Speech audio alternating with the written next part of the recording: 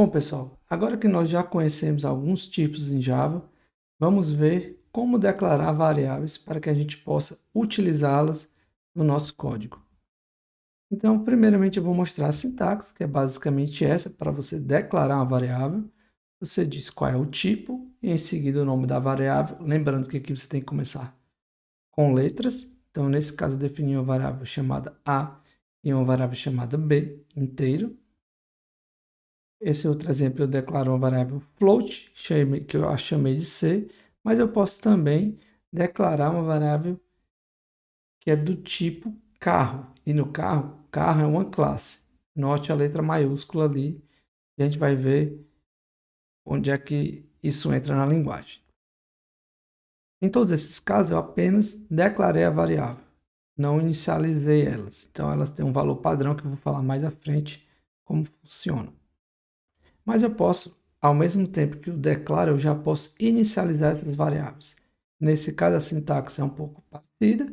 O que eu preciso adicionar é, após o nome da variável, eu coloco o sinal de igual, que é o operador de atribuição, ou assignment em inglês, e a expressão. Então, pode ser um número, mas pode ser uma conta. É uma expressão que retorna o valor do tipo da variável. E para simplificar, eu coloquei uma variável double igual a 1.0 para caracterizar um double, um long, por isso tem um L maiúsculo ali no final, para converter para long, e por último, eu criei uma variável chamada carro3, que tem uma instância da classe carro. E aí, só para relembrar, é por isso que tem um operador new, que é o operador que diz que eu quero criar uma nova instância. Para programar bem Java, você deve seguir as convenções da linguagem. Como qualquer linguagem tem suas próprias convenções. E aqui eu vou falar mais especificamente da questão de nomenclatura. Então, em Java, quando você vai declarar uma classe ou uma interface, você sempre começa com letra maiúscula. E caso aquele nome possua mais de uma palavra, a primeira letra de cada uma das outras palavras também em letra maiúscula. Então, aqui no exemplo, eu estou declarando uma classe chamada minha classe. Por ser uma classe, o M é maiúsculo. E como tem uma segunda palavra, que nesse caso é classe, o C é com letra maiúscula. A mesma coisa vale para a interface, já que é a mesma regra. Porém, se você vai declarar métodos variáveis, aí muda. A primeira letra é sempre minúscula. No caso aqui, eu estou declarando a variável salário, então S minúsculo. Estou declarando o método sacar, S minúsculo.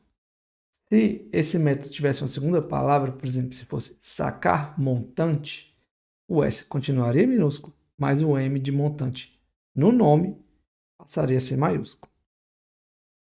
E nós temos ainda uma outra convenção, que é para constantes. A gente ainda não viu como declarar constantes, mas a gente vai ver. Mas, por padrão, não é obrigatório. Vai compilar o seu código se você não seguir essa regra normalmente. Mas, por padrão, constantes tem todas as letras maiúsculas. E ao invés e por conta das letras ser todas maiúsculas, ficaria ruim a legibilidade. Então, para separar palavras, a gente usa o underline. O nome dessa convenção é chamada de camel case. Deu para entender o porquê, né? Mas fica a dica, tentem seguir isso. Quem vem de outras linguagens acaba tendo um pouquinho de dificuldade no começo, mas é questão de costume.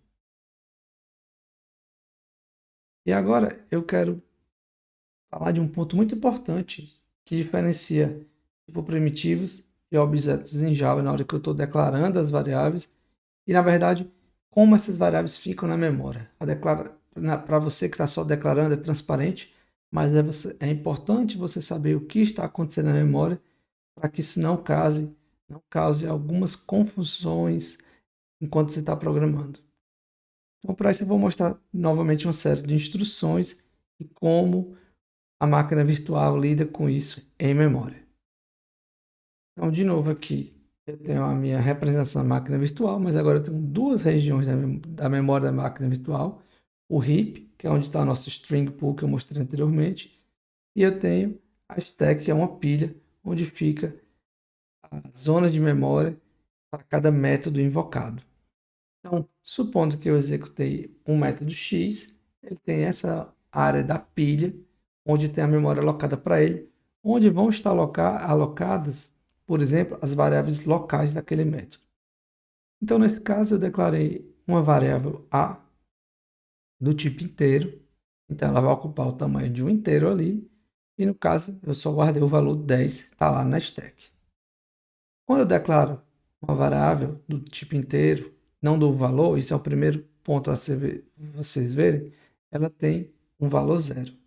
Então, os tipos primitivos em Java, todos os tipos numéricos, por padrão, são inicializados com zero, se você não inicializar com um valor diferente. Então, ela ocuparia ele na memória, o tamanho de um int, e teria o valor zero. Se você imprimisse depois disso, não ia dar erro, ia estar somente zerado. O que eu faço agora é fazer b igual a A. E aí veja o que acontece. Diferente do que a gente viu com string, string pool, que é um pouco diferente, ao invés do meu b ficar lá apontando para o 10 do A, não, ele copia esse valor. Então é tanto que aqui, se eu alterar b, eu só altero b, eu não altero A. Então tenha isso em mente, isso vale para qualquer tipo primitivo. Ah, professor, mas por que você está falando isso? Parece. É tão trivial, isso é tão intuitivo, eu sempre fiz assim.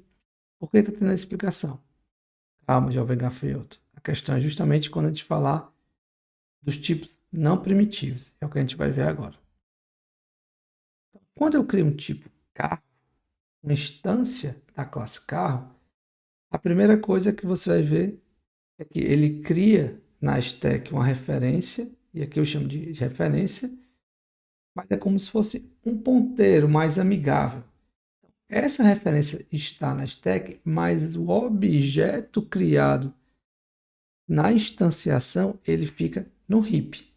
E ele vai ocupar o tamanho que vai depender da classe. Por exemplo, aqui ele teria um passageiro que é inteiro, combustível que é inteiro, quilometragem que é inteiro. Então vai ter que ter uma região na memória que caiba tudo isso. E ainda tem todos os métodos, eu coloquei só um aqui. Mas é importante perceber que na stack eu vou ter uma referência. E enquanto vocês não se acostumam, pode pensar como um ponteiro para o objeto instanciado no heap. Ok? E aqui nesse segundo caso, eu só declarei a variável. E aí é que vem um ponto importante. Quando você declara uma variável, que é um objeto, né? Nesse caso, é um objeto do tipo carro. Estou declarando uma variável, está vendo que eu passo carro, é o nome da classe, e o nome da minha variável.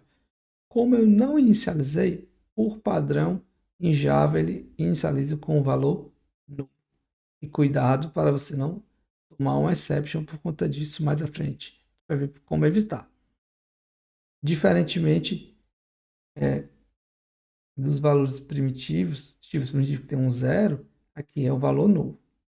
E aí, vou aqui no exemplo seguir, eu faço carro 2 igual a carro 1. Olha o que acontece agora. Na minha stack, agora eu tenho uma variável chamada carro 2 e também está apontando para o mesmo endereço no heap. E aí você já imagina o que é que pode acontecer, né? Se eu altero, por exemplo, um atributo através da variável carro 2, o atributo em carro 1 também vai alterar. Porque, na verdade, são duas variáveis referenciando, por isso o nome referência, o mesmo objeto. Então é muito importante ter esse contexto, por isso que eu deixei esse vídeo só para tratar disso. Tipos primitivos, quando você faz cópias.